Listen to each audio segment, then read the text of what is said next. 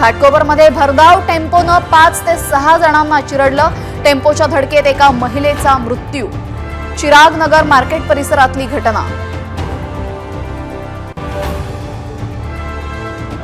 Horn वाजवल्याच्या रागातून कारवर चढून चालकाला मारहाण।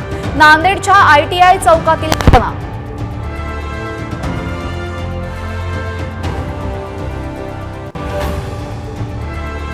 राजगुरुनगरमधील 2 अल्पवयीन मुलींच्या हत्या प्रकरणी आरोपीला 4 दिवसांची पोलीस कोठडी। नराधमाला फाशीची शिक्षा देण्याची नातेवाईकांची मागणी।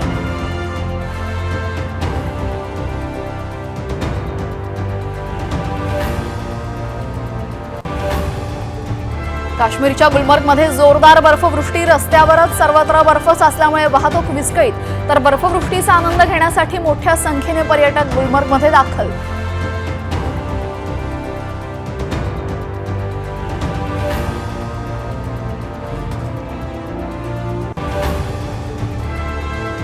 संभाजीनगरमध्ये कमांडो फोर्सच्या नावाखाली बोगस भरती। 93 विद्यार्थ्यांची 5.5 लाखांची फसवणूक।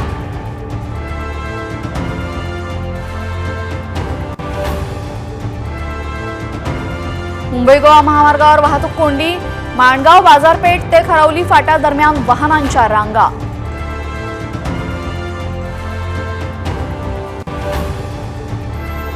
अलिबाग मुरुड तालुक्यामध्ये 28 आणि 29 डिसेंबर रोजी अवजड वाहनांना बंदी। वाहतूक कोंडी टाळण्यासाठी प्रशासनाचा निर्णय।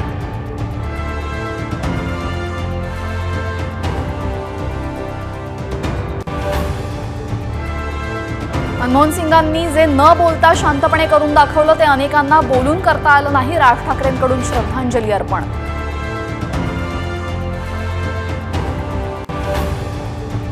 मनमोहन सिंग यांची बुद्धिमत्ता आणि विनम्रता नेहमीच उठून दिसायची। देशानं प्रतिष्ठित नेता गमावला।